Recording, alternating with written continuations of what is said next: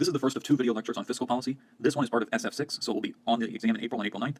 The second one is part of SF7, so I don't think it will be on the exam. That section is going to take place after the exam.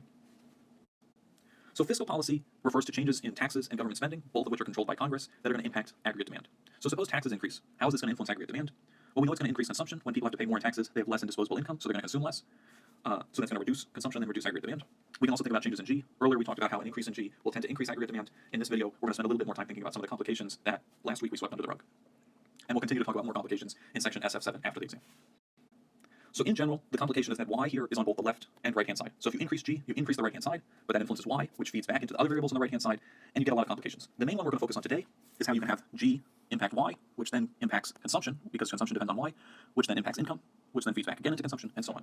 And we're going to basically have a process that plays out for many, many repetitions, feeding back from g to y to c, back to y to c, and so on.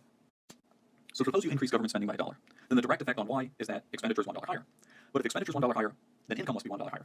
The government paid that $1 to somebody. They bought something from, say, somebody who makes belts for the army, and that guy is $1 richer. He's going to increase his consumption by the marginal propensity to consume as a result, and that's going to increase y because now he has bought, say, fruit at Whole Foods, and now the owners of Whole Foods are richer by his marginal propensity to consume.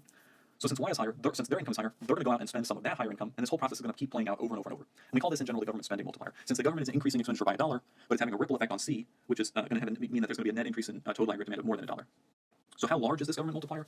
None of these are formatted correctly, unfortunately. This is marginal propensity to consume squared, cubed to the 4th power, and so on. Because the one comes from the dollar of government consumption, the MPC comes from that person who got the dollar, then spending MPC part of it.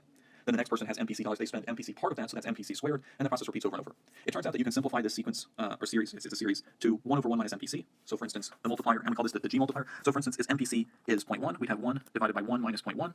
Sorry, the MPC was 0.9, let's say. So that's more realistic. That's what Keynes tended to believe it was approximately. Then that's 1 divided by 0.1 equals 10. So if you believe the MPC is really close to 1, something like 0.9, then a $1 increase in government expenditure is going to be multiplied significantly by its effects on consumption and those ripple effects on other people's consumption. So it's going to have a 10 times as big effect on the aggregate demand as just that $1 increase. So here's 2 questions, basically that ask you to work out the multiplier process to make sure you understand both the intuition of how it's related to the MPC and how the process itself works. The answers are posted on the website, and if you have questions, don't be afraid to come to office hours. Thanks for watching.